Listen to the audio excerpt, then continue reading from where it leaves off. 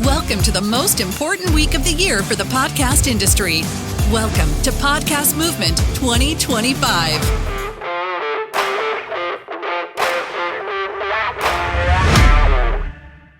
So we're going to start out with some questions. If we have time at the end, we'll do a little Q&A. So start thinking about those questions, and hopefully everyone looks like they're on the red channel, so that's good. Charlie, we'll start with you. Like I said, objectivity is always the thing. Like, that was why journalists weren't supposed to put themselves in the story.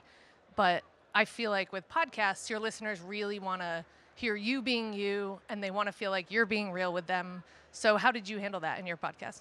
Yeah, it's definitely, it flies in the face of that kind of objective training that, I got in J school, right? And it's uncomfortable. It was really uncomfortable to make myself a character, but, it became important as it's a very complicated story. There's multiple timelines, and to kind of uncover it as I uncovered it became an important way to tell the story.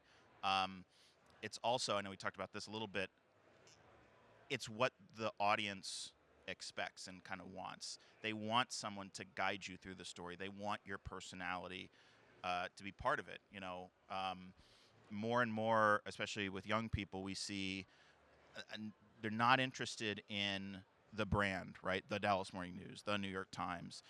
They follow the individual content creator or podcast host or reporter, right? So if I move to a different publication, they're going to follow me, right? David Jorgensen at the Washington Post is a great example. He developed this huge following on TikTok, doing the Washington Post TikTok.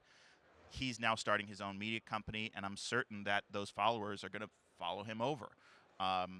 So developing your own voice is critical, and I was really open with it and talked about, like, I think there's a couple times in the podcast where I said, I'm uncomfortable with telling you this, but here's what I think.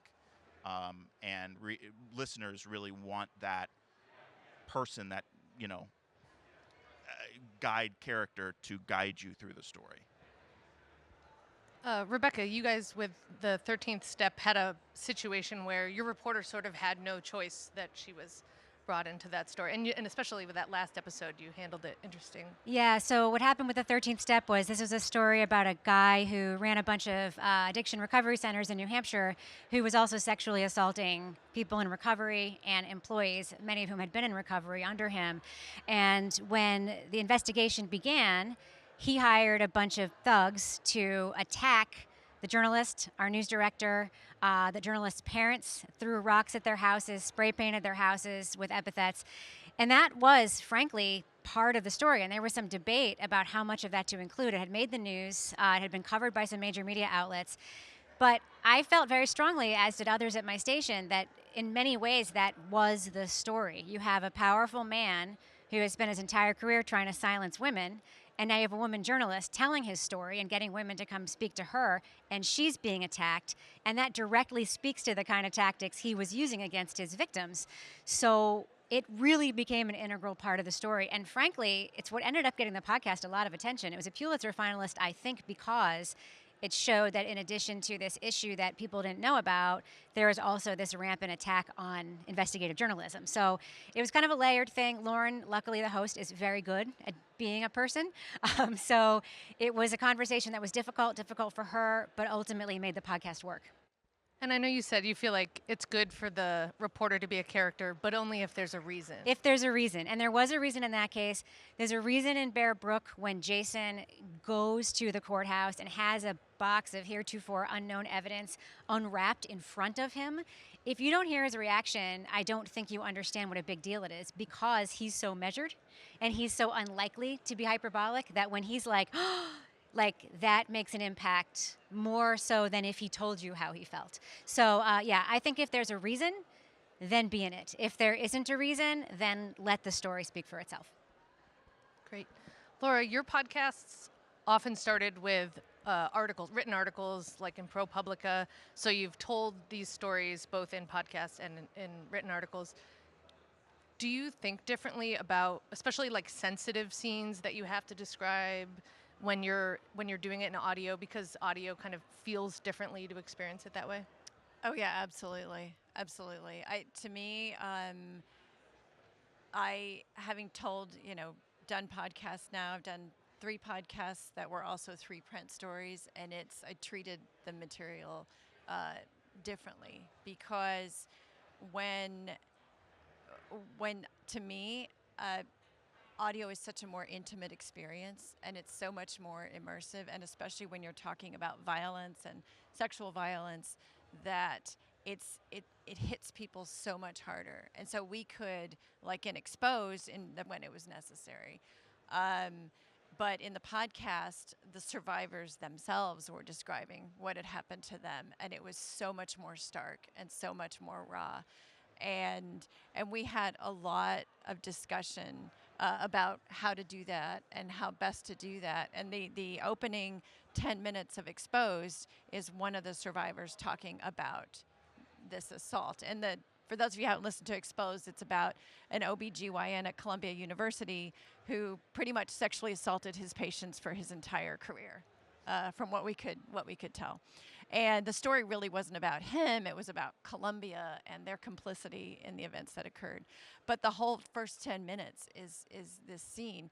And we wrote it and we rewrote it so many times because there's this balance of you don't want to, which you've dealt with in 13th Step too, so you don't want to whitewash the reality of it. You don't want to backpedal it too much because it is a violent, horrible thing, and you don't want to sugarcoat that. But at the same time, you don't want to cross the line into making people feel exploited and making you feel like that violence, that you're saying it just for the sake of being salacious. And it's a really, really difficult call. But it was absolutely, we never had those discussions on the print story. It was like, we're just going to, we did in terms of how much we say, but it wasn't as extensive. It was like, okay, we're just going to say this.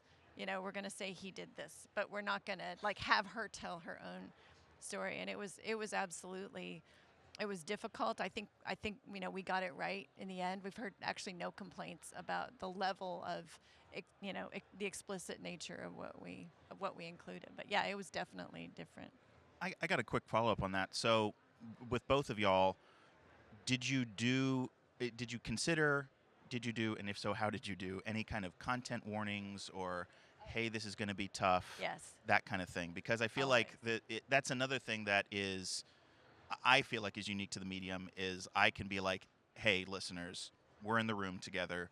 If you don't want to hear this, skip ahead. And I would never do that in a print story, right? We did. Yeah. We did for Exposed. We've done it for whenever there's self-harm involved. We do it. We give a content warning. With us, it's case by case. We don't always do Yes, it. it's case by case. Really depends on if the story's about something. We're just going to tell you that thing. How self-harm is a very good example, though, I think, of when you should do it. Yeah. Great. This one's sort of for everyone, but Rebecca, I'll have you go first. For me, my thought process is so different when I'm trying to decide what podcast series to make compared to what would make a good article. And as a journalist, I didn't used to think about what the market wants, like what listeners want. They want to be entertained. Am I entertaining them? And now I'm thinking about those things a lot. Do you think that as reporters, we should be only making podcasts that, do some public good or, hold someone accountable? Or can it just be a good story? Yes and yes. I think that if you're always trying to hold someone accountable, you're going to be very disappointed in the long run because accountability is a figment of our imagination much of the time. However, yes, you should balance. Think about what would take up a page in your publication or what would be worth a long story. Sometimes that is a deep diving investigation into a new science that's going to change the way murders are solved forever, like with Bear Brook. Sometimes it's a wrongful conviction. Sometimes it's about a system that's broken. Other times, we just put out a podcast called the Final Days of Sergeant Tibbs, which was about a cat death in a neighborhood in Manchester, New Hampshire, that starkly divided the community. Basically, this cat had been kidnapped, sort of. One neighbor lost her cat, another neighbor suddenly had the cat. The cat died in a mysterious way, and it became a social media movement. It became protests on the street. It became all these things. And really what that spoke to was like the state of our world right now, that someone can live right next door to you and you don't trust them, and you get 100 of your followers to come hold signs outside of their house like in a day. And there's a lot there, and the fact that there was a cat at the center of it, in my mind, made it better, because I think everybody can relate to the very visceral attachment they have to your pets, what they deserve, how you feel about them, how much money you're willing to spend on them, going to the vet and so forth. And and it was absolutely something, and this is the question we asked, should this be a podcast? I'm like, would you make this a long radio feature? Would you do an article about it with lots of photos? Yes. Then 100% yeah. And thanks to the New York Times, 3-part podcasts have become much more acceptable in our medium. So that's what we did. We made a 3-parter, and it did very well. And you can also sometimes with subject matter, like with Bad Batch, you can reverse engineer it in a way. Like I knew I wanted for a long time to do a podcast about stem cell scams, because they're just everywhere. And it's a complex technology. It's both good in scientific hands, but there's like people, spending their life savings on it. And so I knew I wanted to do it. And so I was just watching for the right narrative scaffolding that would tell the story. And I actually set up a Google alert, like for all the stem cell scans. And then this one popped up. I'm like, okay, that's the perfect story to tell and also address this. So sometimes you can have like a really good story with a subject matter that you want to do, but you just got to wait for the right narrative to be able to tell it. Yeah, I think that's just one of those universal storytelling rules that translates really well to the medium, right? Just like the traditional, you need a reason to tell the story. There's always that so what, who cares? Why are we paying the attention to this? If it was just a cat who got kidnapped and cool, that was an next door post and we're moving on, that wouldn't be a story in any medium, right? You need that universality regardless. So I don't know if it's necessarily you need accountability, although that certainly helps. But any story you tell in any medium has to have that universality piece of it, which is part of why I did the first person thing, to go back to the beginning, is I wanted people to connect to it was mostly elderly women, so I wanted people to connect to their mothers, their grandmothers, their great-grandmothers. So I talked about the decisions that my family had to make when moving my grandmother to independent living, and then on and on and on, right? So this isn't just about those women who were killed. This is about all, older adults that deal with this. That universality, whatever the topic is, becomes, the hook, so to speak. I feel like with true crime, especially, maybe this is like because as a reporter, I think when you first start making podcasts, you kind of shy away from the words true crime. You don't want to be labeled that way. But our first podcast, Father Wants Us Dead, was about a solved old case. It was 50 years old.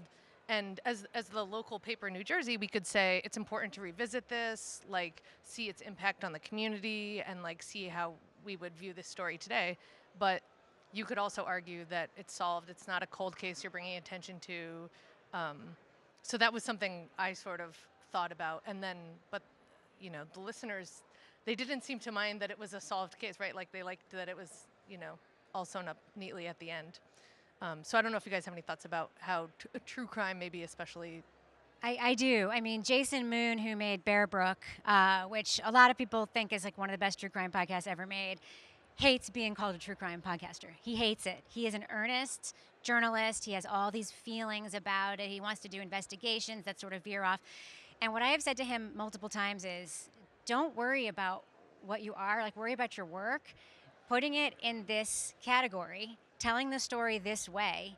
First of all, 13th Step is also a crime. I think that true crime has definitely gotten the unfortunate pegging next to chat shows with women drinking wine and reading Wikipedia. But really the best true crime shows are great journalism. Missing and Murdered is a great example of that. Missing and Murdered Indigenous Women. Connie Walker famously said to me on a panel, and that quote got quoted many other places, I don't care what category my podcast is in. I don't care what the art looks like. I don't care what the music is. I care that a lot of people are going to hear it. And if you make something that is in the vein of what a lot of people listen to, a lot of people hear reporting. So I try to separate Jason in particular, because he cares the most, from like thinking about that. Like, he's not in the meetings where we're deciding what other shows to cross promote the show on in the world. It's like, he doesn't need to know about the 10 Wondery shows that are doing promos for it. He doesn't need to know about that. But he is very excited when he sees that millions of people heard it. So, that's the conversation internally. It's just like, let it go. Don't stigmatize it. Don't be a snob about it. And let me handle the getting people to listen to it part. I'm glad you said that, because I'm also uncomfortable with the true crime. I'm a medical reporter, healthcare reporter, and all of a sudden it's true crime. But for all the reasons you said, I do understand it. It's necessary. It helps. But I always, before I was, in the true crime category, I always thought it was a little icky. And now I'm like, oh, okay. So I understand it, but I'm uncomfortable with it. But I recognize it as necessary. In The Dark season 3, it was about a war crime. And it's published by The New Yorker, and it's an extraordinary piece of journalism. I think season 3 has definitely not gotten the recognition it should. How are you not calling a war crime true crime? It is. You can call it news and documentary, sure, but it's also in a package that people associate with season 1, season 2, wrongful conviction, kidnapping of a child. Like, it is that best work of that team, and it is in that category. Yeah, it's such a wide spectrum what pops up in that category, right? And I think that's the challenge for journalists, is to get comfortable with that as a marketing thing. But it also then, I do feel like it brings challenges from the audience perspective too, of sorting through it, right? And finding the ones that aren't just the chat shows rehashing our very good reporting, right? Not to name names, but it becomes really, really difficult, both as a consumer and I think trying to cut through that noise to say, hey, this isn't quite that. If you like these kinds of shows, you're going to like this, but this isn't the same animal. I don't have a solution, but it's a challenge. Yeah, I was thinking about how Apple Podcast has a series category now, and I was like, oh, I like that. They're doing that on purpose. They're doing it for that reason. They want the discovery ability of great journalism. And, that's why cross-promotion is so important. That's why it's important to find your affinity audiences and say, hey, if you love Dr. Death, you'll also love this. Even though it could be a completely different kind of story, it's told with the same level of quality. That's the quality is what people really want. Laura and Charlie, you both in your podcast used recordings of the voice of the bad guy, I'll say. Can you talk a little bit about what went into that decision, and if, again, audio feeling kind of different than reading a quote in a newspaper, were you thinking about victims and how it would sound if they listened? Absolutely. From the first moment. So my first interviews with the serial killer, his name is Billy Shamirmir, were before he was convicted, but after a mistrial. So in this kind of in-betweeny point. And at that time, I was still a reporter for the Dallas Morning News. So I got the interview, called my editors, we put together a print story. And before we ran it, before we even posted online, I did a Zoom call with all the victims. I think it's one of the only times I got everybody in the same call to say, we did this. We had the conversation. I'm happy to answer any questions you have about it. There was nothing new that you haven't heard already. We are running it. This isn't a can we run it. It's a we are running it, but we want to let you know how we're handling it. And for me, then moving it into the podcast, it was really, really important. We did this too in the print story, but even more so in the podcast, only using the pieces that I could confirm independently, right, with other sources. So we weren't going to just let him ramble. We weren't going to let him speak falsehoods that we knew weren't true. I was very cautious of only using small portions of the interview that revealed something that we didn't already have from somebody else and that we could back up. Does that make sense?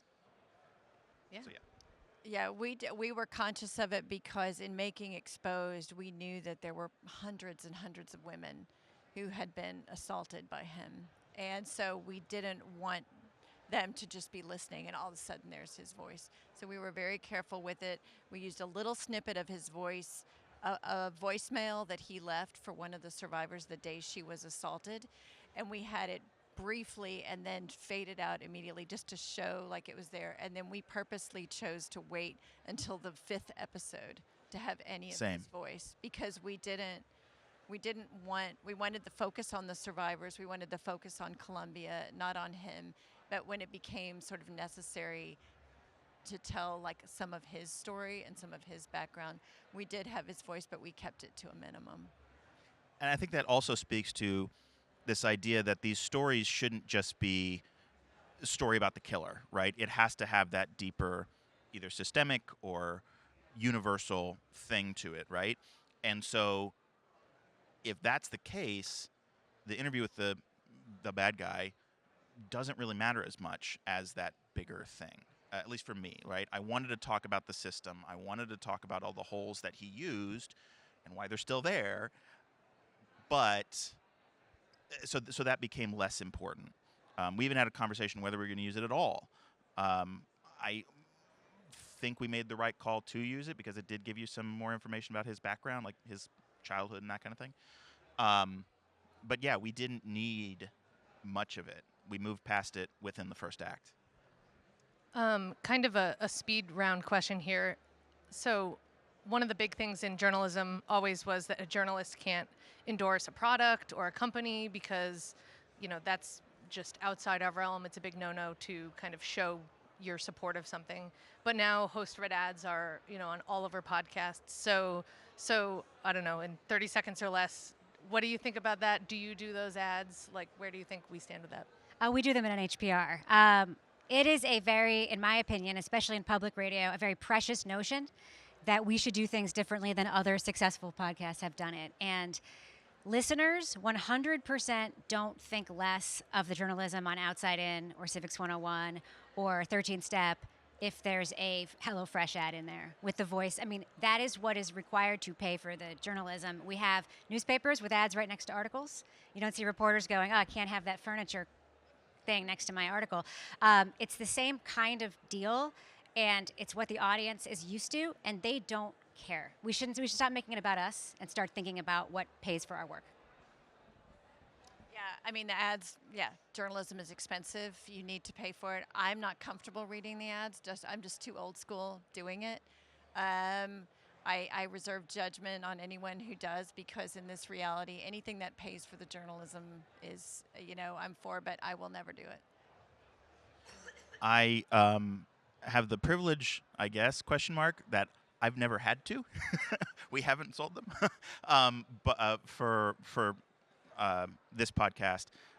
But my executive producer does read them, and it took me a while to come around to the idea. I'm certainly picky. If approached, I would be a little picky about who I would read for. There's some big advertisers out there that I've had personally bad experiences with. So, but I'll continue to hem and haw on it, I guess.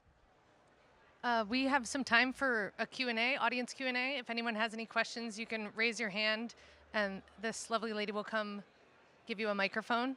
And if no one raises their hand, there's one. I can just keep going all day. We only have a couple minutes left, too, so try to make it quick. Okay. My question is about this kind of, I don't know if it's a tension or just these two forces of, like, the aesthetics of journalism and ethics of journalism that come forward in podcasts. I'm curious sorry, I don't know if you all can hear me. I'm curious, especially like the aesthetic of a process narrative has become so common in podcasts. And so I'm curious for all of you, like, when is that process narrative to give listeners a window into your reporting process justified? And when is it maybe overdone to try to summon like an aesthetics of journalism without like the ethical or like the reporting necessity? I think every investigation is an opportunity to teach people about journalism. That being said, talking about the phone call you made and hearing the dial do is completely unnecessary, unless there is a reason. Unless you made that phone call and you got a weird outgoing voicemail that told something about the subject that you were trying to call. But I do think that things like dropping a mention of a records request, dropping a mention of the behind the scenes work can add a lot of value people understand that, like, this is what distinguishes this from what you might hear elsewhere about it, is that the legwork was done. But again, doing it think of the reason before you include it is what I always tell people. Did you guys want me to 100%. restate the question? 100%. Like, I think I've listened to podcasts where I think the journalist is in it too much. It's like, okay, I really don't care that you sat down and you turned on your recorder and you did. But then they're like In the Dark, all the seasons of In the Dark, where they do extraordinary means for Talk about their reporting. lawsuits. Oh yeah. my gosh, yeah. I think totally. Like, yeah, to when you can show how hard it is. Or I've been very minimal on process in my podcast, but there was one where, okay, we're going to confront the guy who could have stopped the abuse in 1994. He's been avoiding us, and now we're going to go to his house.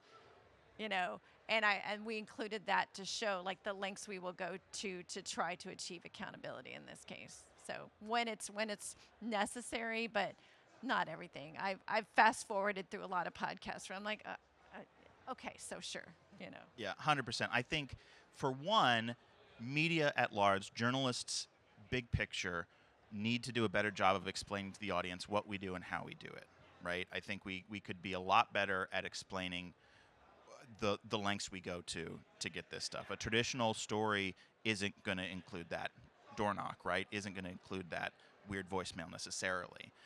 I think because of the medium, because we have the opportunity to be a lot more transparent, right? But yeah, if it helps explain it. If you're just doing it to do it or fill time, don't do it. I wasn't texting. I was looking up a podcast. There's a great podcast Coco Punch did called The Turning. And there's a section where they're trying to find, I think they're trying to find victims. And they just make call after call after call after call after call. And no one returns their calls. And so there's kind of a montage, collage kind of thing of, hi, this is so-and-so, I'm a journalist, hi, I'm so-and-so, hey, I'm trying to get a hold of, that kind of thing on top of each other. And it's powerful because it shows the number of, the lengths that we go to make sure that we get the story. So yeah, again, just like everything, make sure there's a reason for every moment. Great question. Anybody else? Hi, I have more of a time management question. I think any of us with any background in journalism knows that it takes a lot of time. You're busy people, especially if you're also a professor and you're teaching. So I'm just curious, in a podcast environment where you need to produce a lot of content, or that's the expectation, how you manage your time and what that timeline realistically looks like to produce a podcast that you are excited to share with listeners. I don't teach on the summer. Is the short answer. I took. I'm lucky enough to have the full-time job where I have the summers off. So normally I fill my summers pitching, doing stories, working on investigations. I spent a summer and most of a fall doing the podcast, basically. So not time management, not well. That's amazing. That sounds short to me. I've Well, never yeah, made a yeah, podcast in under a year. It was a lot. I would say briefly, resetting the expectations at your organization is actually doable. It's absolutely doable. If you have a mission, they value journalism, you want to, avoid litigation, you want to do all of these things and make it good and have people listen to it. Part of my job at where I work is to, on the senior team, be like, this is going to take 2 years. It may take 3. And just have that become normalized as part of the process. It just is. It's never been an issue for long-term investigative reporting in print and other mediums, so why should it be one for us? Thank you guys all for coming to this panel. We are out of time. Thank you to my panelists, Rebecca, Laura, Charlie. And if you have any other questions, I'm going to hang out up here. Maybe we'll hang out for a couple more minutes if you want to come up. But thank you very much for coming. Thank y'all.